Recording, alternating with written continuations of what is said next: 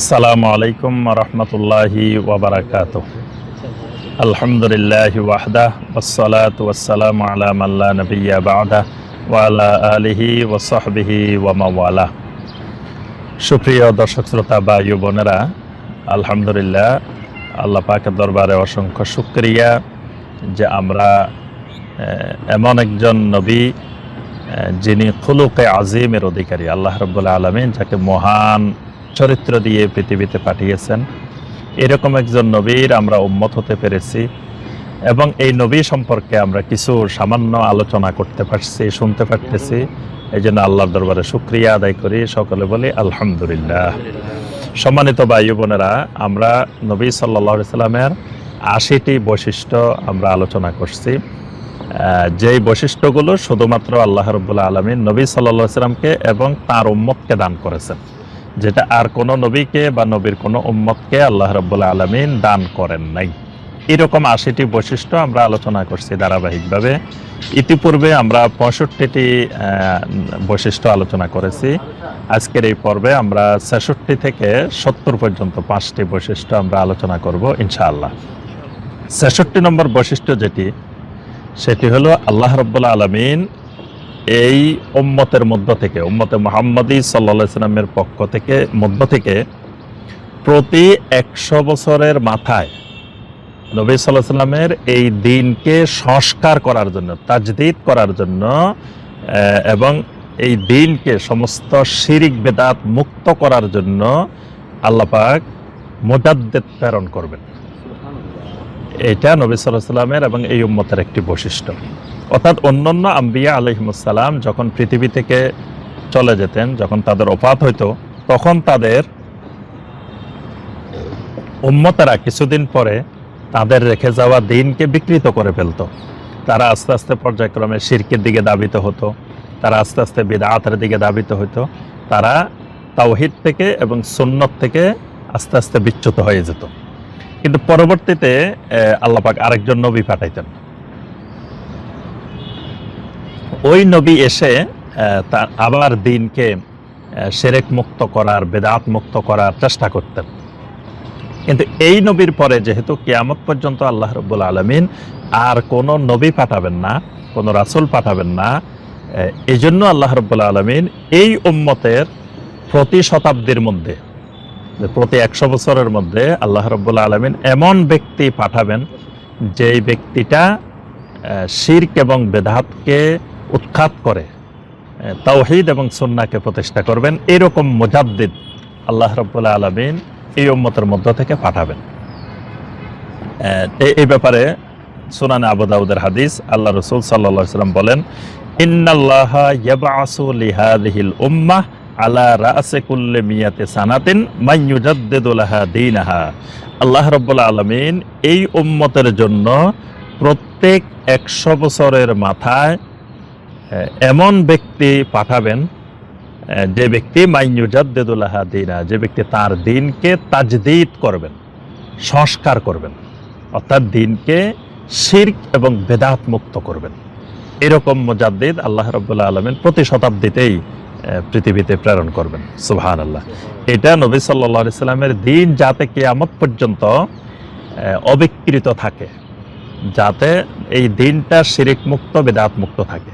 এই জন্য নবী সাল্লাল্লাহু আলাইহি সাল্লাম বলছেন যে আমার উম্মতের মধ্য থেকে একটি দল, একটি অংশ, তাইফাতুম মিন উম্মতি, আমার উম্মতের একটি অংশ কিয়ামত পর্যন্ত যাহিরিনা আলাল হক, হকের উপরে থাকবে। অর্থাৎ হক পৃথিবী থেকে কখনো নিচ্ছিন্ন হবে না। যে কোনো ব্যক্তি যদি হক অনুসন্ধান করে, সত্য অনুসন্ধান করে, শিরিক মুক্ত তাওহীদি ঈমান অনুসন্ধান করে, বিদআত মুক্ত সুন্নতি আমল অনুসন্ধান করে, তা আল্লাহ রাব্বুল আলামিন জমিনের কোনো এক জায়গা না কোনো এক জায়গায় আল্লাহর এই জমিনে হক, এই সত্য আল্লাহ পাক প্রতিষ্ঠিত রাখবেন এবং এটাকে পুরোপুরি দুনিয়া থেকে নিচ্ছিন্ন হতে আল্লাহ পাক দিবেন না। আর এই সংস্কারের জন্য আল্লাহ পাক এমন এমন আলেম, এমন এমন মুজাদ্দিদ আল্লাহ পাক পাঠাবেন যারা দিনের মধ্যে, দিনের আবরণে যে সকল শিরক এবং বেদাত অনুপ্রবেশ করবে সেগুলো থেকে উম্মাহকে সতর্ক করবেন এবং জাতির সামনে সেগুলো স্পষ্ট করে দিবেন। এটা নবী সাল্লাল্লাহু আলাইহি সাল্লামের একটি বৈশিষ্ট্য, এই উম্মতের একটি বৈশিষ্ট্য। ৬৭ নম্বর বৈশিষ্ট্য সেটি হলো আল্লাহ রাব্বুল আলামিন নবী সাল্লাল্লাহু আলাইহি সাল্লামকে শাফাআতে উযমা, মহান শাফাআত দান করবেন। সুবহানাল্লাহ। এটা একমাত্র নবী সাল্লাল্লাহু আলাইহি সাল্লামের জন্য খাস, এবং এই শাফাআতে উযমাটা তাশরীফান লিমাকামিহি ওয়া ইজহারান লিমাকানাতিহি, যে নবী সাল্লাল্লাহু আলাইহি সাল্লামের মাকামের প্রতি সম্মান, নবী সাল্লাল্লাহু আলাইহি সাল্লামের স্থানের প্রতি এজহার, এই কারণে আল্লাহ পাক নবী সাল্লাল্লাহু আলাইহি সাল্লামকে সম্মান করেই এই শাফাআতে উযমাটা একমাত্র রাসূলুল্লাহ সাল্লাল্লাহু আলাইহি ওয়াসাল্লামকে আল্লাহ পাক দান করবেন। তবে এর বাহিরে আরও 3টি শাফাআত, এই 3টি শাফাআতও একমাত্র নবী সাল্লাল্লাহু আলাইহি সাল্লামই করবেন। এই 4টি শাফাআত শুধুমাত্র নবী সাল্লাল্লাহু আলাইহি সাল্লামের জন্য খাস, আর বাকি শাফাআতগুলো অন্যান্য নবীরাও করবেন। তারপরে মালাইকাদের মধ্যে যারা সম্মানিত মালাইকা তারাও করবেন। তারপরে সিদ্দিকিন, শুহাদা, সালেহিন, তারপরে ওলামায়ে রাব্বানি যারা ওলামায়ে হক তারা করবেন, যারা সত্যিকারের হাফেজে কোরআন তারা করবেন, তারপরে সিয়াম করবে, কোরআন করবে, অনেক আমল ও শাফাআত করবে। এরকম বিভিন্ন ধরনের শাফাআত আল্লাহ পাক রেখেছেন, কিন্তু 4টি শাফাআত শুধুমাত্র নবী সাল্লাল্লাহু আলাইহি সাল্লামের জন্য খাস। 1 নম্বর আশ-শাফাআতুল উযমা, এটা হলো মহান শাফাআত, যে শাফাআতের কথা আমরা সবসময় শুনি যে কিয়ামতের ময়দানে কিয়ামত কায়েম হবে, কিন্তু বিচার শুরু হবে না। তখন এই কিয়ামতের কঠিন এক মুসিবতের মধ্যে, আযাবের মধ্যে মানুষ কষ্ট পেতে থাকবে। তখন মানুষেরা চতুর্দিকে দৌড়াদৌড়ি করবে। তারা আদম আলাইহিস সালামের কাছে যাবে, নূহ আলাইহিস সালামের কাছে যাবে, ইব্রাহিম আলাইহিস সালামের কাছে যাবে, মুসা আলাইহিস সালামের কাছে যাবে, ঈসা আলাইহিস সালামের কাছে যাবে। কোন নবী এই বিচারটা শুরু হোক আল্লাহর কাছে এই কথাটা বলবে, আল্লাহর কাছে এই সুপারিশটা করবে, এই সাহস কিয়ামতের ময়দানে কারো থাকবে না। কারণ আল্লাহ রাব্বুল আলামিন কিয়ামতের ময়দানে তিনি রহমান থাকবেন না, সেদিন তিনি হয়ে যাবেন আহার, লিল্লাহিল ওয়াহিদিল কাহ্হার। আল্লাহ পাক সেদিন বলবেন লিমানিল মুলকুল ইয়াউম, আজকের দিনের রাজত্ব কার? তখন আল্লাহ নিজেই ঘোষণা দিবেন লিল্লাহিল ওয়াহিদিল কাহ্হার, আজকের এই দিনটা হলো কাহ্হারের।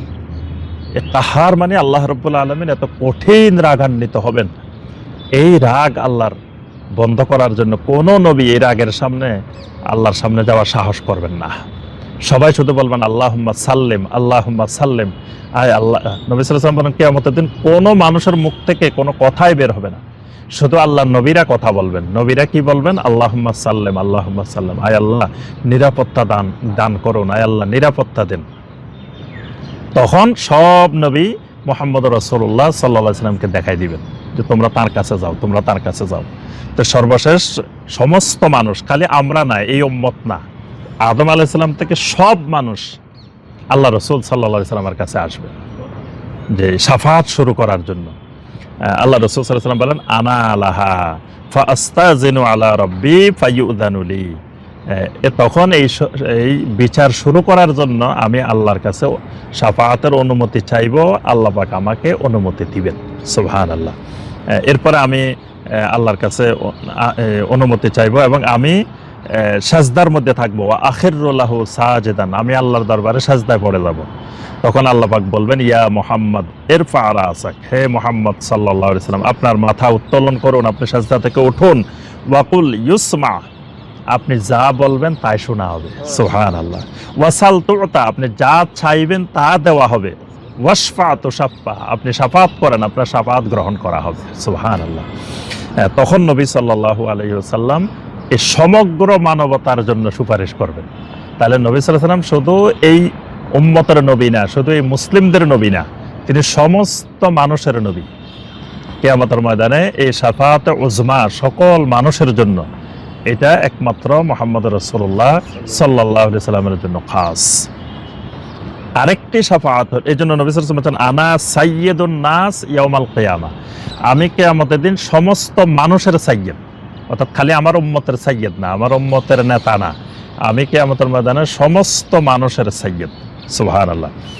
এরপরে আরো 3টি শাফাআত নবী সাল্লাল্লাহু আলাইহি ওয়াসাল্লাম করবেন। আরেকটি শাফাআত হলো লিউসাতিল মুমিনিন মিন আহলিল কাবাইর মিন উম্মতিহি, তার উম্মতের মধ্য থেকে যারা কবিরা গুনাহকারী মুমিন, নবী সাল্লাল্লাহু আলাইহি ওয়াসাল্লামের উম্মতের মধ্য থেকে যারা কবিরা গুনাহকারী মুমিন, যাদের জন্য জাহান্নাম নির্ধারণ হয়ে গেছে, নবী সাল্লাল্লাহু আলাইহি ওয়াসাল্লাম শাফাআত করে যাতে তারা জাহান্নামে যেতে না হয়। নবী সাল্লাল্লাহু আলাইহি ওয়াসাল্লাম এই কবিরা গুনাহকারী মুমিনদের জন্য, তার উম্মতের জন্য শাফাআত করবেন। সুবহানাল্লাহ। এই জন্য নবী সাল্লাল্লাহু আলাইহি ওয়াসাল্লাম বলেছেন লিকুল্লি নাবিয়্যিন দাওয়াতুন মুস্তাজাবাতুন ইয়াদউ বিহা, প্রত্যেক নবীর দাওয়াতে মুস্তাজাবা আছে, সেই দাওয়াতে মুস্তাজাবা দিয়ে তারা দোয়া করেন। আর আমি আমার উম্মতের জন্য আখিরাতে সেই দাওয়াতে মুস্তাজাবাটা কাজে লাগাবো। সুবহানাল্লাহ। অর্থাৎ আমি আমার আল্লাহর কাছে ফরিয়াদ করব যাতে আমার কবিরা গুনাহকারী উম্মতকে আল্লাহ পাক নাজাত দিয়ে দেন। সুবহানাল্লাহ। 3 নম্বর শাফাআত যেটা নবী সাল্লাল্লাহু আলাইহি ওয়াসাল্লামের জন্য খাস, সেটা হলো যে মুমিনদের জন্য, শুধু যারা জান্নাতি তাদের জন্য। অর্থাৎ জান্নাতি আল্লাহ বলে দিলেন যে ঠিক আছে তোমরা আসহাবুল জান্নাহ, তোমরা জান্নাতবাসী, কিন্তু জান্নাতবাসী হয়েও জান্নাতে ঢুকতে পারবে না। জান্নাতের দরজা কারোর জন্য খোলা হবে না। এই হাদিসটি সহিহ মুসলিমে এসেছে। নবী সাল্লাল্লাহু আলাইহি ওয়াসাল্লাম বলেন কেউ জান্নাতে ঢুকতে পারবে না। আতি বাবাল জান্নাহ ইয়াউমাল কিয়ামা, আমি সর্বপ্রথম কিয়ামতের দিন জান্নাতের দরজায় আসব। তো আস্তাফতিহু, আমি দরজা খোলার জন্য আমি চেষ্টা করব। ফায়াকুলুল খাজিন, তখন যিনি দরজার প্রহরী রক্ষক আছে তিনি জিজ্ঞেস করবেন মান আনতা, আপনি কে? ফাআকুলু, আমি বলবো মুহাম্মদ, আমি বলবো আমি মুহাম্মদ সাল্লাল্লাহু আলাইহি ওয়াসাল্লাম। ফায়াকুলু বিকা উমিরতু, তখন তিনি বলবেন হ্যাঁ ঠিক আছে, আপনার জন্যই আমাকে নির্দেশ দেওয়া আছে। লা আফতাহু লি আহাদিন কাবলাক, আপনার পূর্বে কারোর জন্য আমি জান্নাতের দরজা খুলবো না বা খুলি নাই। সুবহানাল্লাহ। তাহলে এই যে জান্নাতবাসীরা জান্নাতে ঢুকবে, এটাও নবী সাল্লাল্লাহু আলাইহি ওয়াসাল্লামের শাফাআত ছাড়া ঢুকতে পারবে না। আর 4 নম্বর যেটা, সেটি হলো যে নবী সাল্লাল্লাহু আলাইহি ওয়াসাল্লামের চাচা আবু তালেব, আবু তালেব কাফের অবস্থায় মৃত্যুবরণ করেছেন। এটাই আমাদের আহলুস সুন্নাহ ওয়াল জামাতের আকীদা। এবং কারণ তিনি স্পষ্ট মৃত্যুকালে ঘোষণা দিয়েছেন যে আনা আলা মিল্লাতে আব্দুল মুত্তালিব, তিনি মিল্লাতে রাসূলুল্লাহর ঘোষণা দেন নাই। কিন্তু কিয়ামতের ময়দানে তার আযাবটা আল্লাহ পাক কমিয়ে দেওয়ার জন্য নবী সাল্লাল্লাহু আলাইহি ওয়াসাল্লাম শাফাআত করবেন। কারণ এই ব্যক্তি, এই চাচা নবী সাল্লাল্লাহু আলাইহি ওয়াসাল্লামের প্রতি অনেক ইহসান করেছে। নবী সাল্লাল্লাহু আলাইহি ওয়াসাল্লামকে কাফের মুশরিকদের জালেমদের জুলুম থেকে বাঁচানোর জন্য অনেক চেষ্টা করেছে। এই কারণে এটা সহিহ আল বুখারী এবং সহিহ মুসলিমের হাদিসে এসেছে যে নবী সাল্লাল্লাহু আলাইহি ওয়াসাল্লাম কিয়ামতের দিন তার আযাবটা একটু কমিয়ে দেওয়ার জন্য, হালকা করার জন্য নবী সাল্লাল্লাহু আলাইহি ওয়াসাল্লাম আল্লাহর কাছে শাফাআত করবেন। এই শাফাআতগুলো নবী সাল্লাল্লাহু আলাইহি ওয়াসাল্লামের জন্য খাস। এর বাইরে বাকি শাফাআত এগুলো আল্লাহ যাকে যাকে অনুমতি দিবেন সে শাফাআত করতে পারবেন। 68 নম্বর খাসাইস যেটি, সেটি হলো 3টি ক্ষেত্রে আল্লাহ রাব্বুল আলামিন নবী সাল্লাল্লাহু আলাইহি ওয়াসাল্লামকে একসাথে সংযুক্ত করেছেন। মানে কোরআনে কারিমে এবং হাদিসে রাসূল সাল্লাল্লাহু আলাইহি ওয়াসাল্লামে 3টা ক্ষেত্রে যেখানে আল্লাহর কথা বলছেন সাথেই রাসূল সাল্লাল্লাহু আলাইহি ওয়াসাল্লামের কথা বলছেন। একটা হলো ফিল ঈমানি বিহি, ঈমানের ব্যাপারে। কোরআনে কারিমে যত জায়গায় আল্লাহ পাক ঈমানের কথা বলছেন, সেখানে আল্লাহর উপরে ঈমান আনার পাশাপাশি তার রাসূলের উপরে ঈমান আনার কথা বলছেন। ফাআমিনু বিল্লাহি ওয়া রাসূলিহি, যে তোমরা ঈমান আনো আল্লাহর উপরে এবং তার রাসূলের উপরে। এখানে আল্লাহর সাথে সাথে নবী সাল্লাল্লাহু আলাইহি ওয়াসাল্লামের প্রতি ঈমানের কথাও আল্লাহ বলছেন।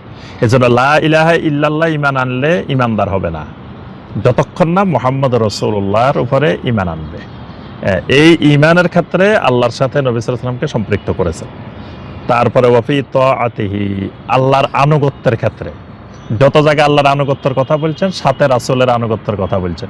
ইয়া আইয়ুহাল্লাযীনা আমানু আতিউল্লাহ ওয়া আতিউর রাসূল, ইয়া আইয়ুহাল্লাযীনা আমানু আতিউল্লাহ ওয়ার রাসূল, আতিউল্লাহ ওয়া রাসূলাহু। অর্থাৎ আনুগত্যের ক্ষেত্রে আল্লাহর সাথে তার রাসূলকে সম্পৃক্ত করেছেন।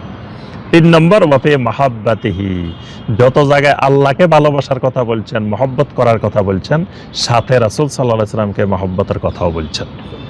এই জন্য নবী সাল্লাল্লাহু আলাইহি ওয়াসাল্লাম আল্লাহ পাক বলছেন কুল ইন কুনতুম তুহিব্বুনাল্লাহ ফাত্তাবিউনি, যে তোমরা যদি আল্লাহকে ভালোবাসতে চাও তো আমার নবীর ইত্তেবা করো, ইউহিব্বুকুমুল্লাহ, তাহলে আল্লাহ তোমাদেরকে ভালোবাসবেন। তাহলে আল্লাহর ভালোবাসাটা নবী সাল্লাল্লাহু আলাইহি ওয়াসাল্লামের ভালোবাসার সাথে ওতপ্রোতভাবে জড়িত।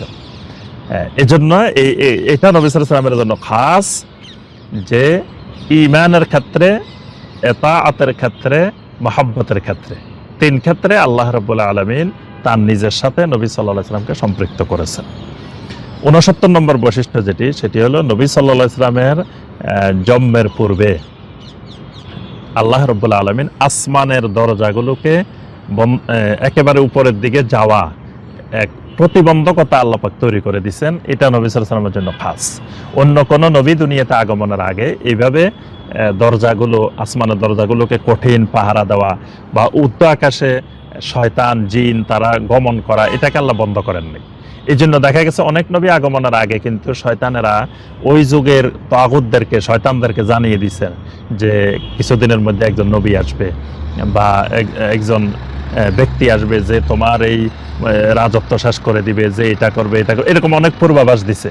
কিন্তু আল্লাহ রাসূল সাল্লাল্লাহু আলাইহি ওয়াসাল্লামের আগমনের আগে দুনিয়ার কোনো জালেমের কাছে, তাগুতের কাছে শয়তানেরা এই সংবাদটা দিতে পারে নাই যে পৃথিবীতে মুহাম্মদ রাসূলুল্লাহ সাল্লাল্লাহু আলাইহি ওয়াসাল্লাম আসতেছেন। কারণ এর আগ থেকে আল্লাহ রাব্বুল আলামিন এই ঊর্ধ্বাকাশে যাওয়ার সমস্ত রাস্তা আল্লাহ বন্ধ করে দিয়েছেন। কোরআনে কারিমে আল্লাহ পাক সেটি বলছেন, সূরা আল জিনের 8 এবং 9 নম্বর আয়াতে আল্লাহ পাক বলছেন, ওয়া আন্না লামাসনাস সামাআ ফাওয়াজাদনাহা মুলিয়াত হারাসান শাদীদান ওয়া শুহুবা। জিনেরাই বলতেছিল যে আমরা এর আগে আসমান স্পর্শ করতাম, উপরের দিকে যেতাম, কিন্তু এই রাসূল আসার আগে আমরা দেখলাম মুলিয়াত হারাসান শাদীদান ওয়া শুহুবা, আকাশকে আল্লাহ পাক কঠিন এক প্রতিবন্ধকতা তৈরি করে রেখেছেন এবং অসংখ্য উল্কাপিণ্ড, আমরা গেলেই আমাদেরকে উল্কাপিণ্ড নিক্ষেপ করে তাড়িয়ে দেওয়া হতো, অর্থাৎ আসমানের দিকে যেতেই দেওয়া হতো না। তখন আমরা মনে করতাম মনে হয় কিয়ামত এসে গেছে, কিন্তু পরবর্তীতে বুঝতে পারলাম যে আসলে কিয়ামত না, যে মুহাম্মদ রাসূলুল্লাহ সাল্লাল্লাহু আলাইহি ওয়াসাল্লাম পৃথিবীতে আসতেছেন। সুবহানাল্লাহ। তো এটা নবী সাল্লাল্লাহু আলাইহি ওয়াসাল্লামের একটি বিশেষ বৈশিষ্ট্য, বিশেষ খাসাইস। 70 নম্বর বৈশিষ্ট্য সেটি হলো তাসলিমু বাদিল জামাদাত আলাইহি। অনেক জড় পদার্থ নবী সাল্লাল্লাহু আলাইহি ওয়াসাল্লামকে সালাম দিতেন। সুবহানাল্লাহ। এটা নবী সাল্লাল্লাহু আলাইহি ওয়াসাল্লামের জন্য খাস। আর কোন মানুষকে আল্লাহর জমিনে কোন জড় পদার্থ সালাম দেয় নাই। যেমন নবী সাল্লাল্লাহু আলাইহি ওয়াসাল্লামকে মক্কা মুকাররমায় নবুয়তের আগে অনেক পাথর নবী সাল্লাল্লাহু আলাইহি ওয়াসাল্লামকে সালাম দিত। সুবহানাল্লাহ।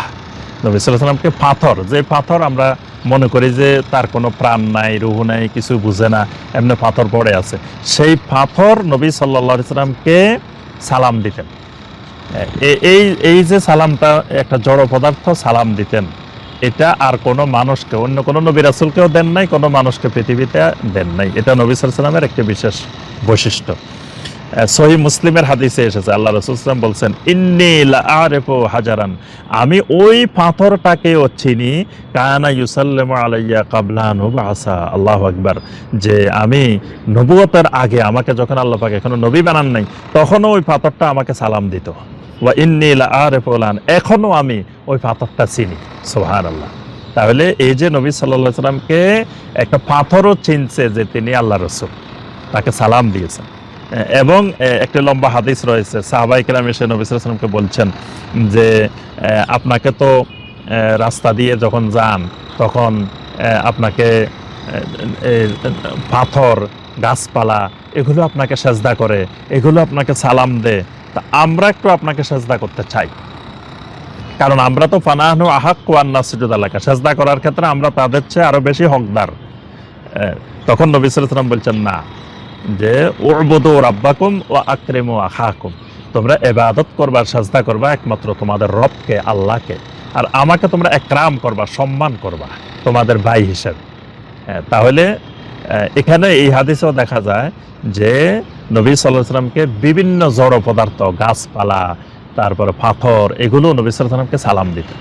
তাহলে এটাও নবী সাল্লাল্লাহু আলাইহি ওয়াসাল্লামের একটি বিশেষ বৈশিষ্ট্য, একটি বিশেষ খাসাইস। আল্লাহ রাব্বুল আলামিন আমাদেরকে নবী সাল্লাল্লাহু আলাইহি ওয়াসাল্লামের বৈশিষ্ট্যগুলো সম্পর্কে জানার, বোঝার এবং নবী সাল্লাল্লাহু আলাইহি ওয়াসাল্লাম সম্পর্কে জ্ঞান অর্জন করার আল্লাহ পাক আমাদেরকে তৌফিক দান করুন। আমিন ইয়া রাব্বাল আলামিন। আসসালামু আলাইকুম ওয়া রাহমাতুল্লাহি ওয়া বারাকাতুহু।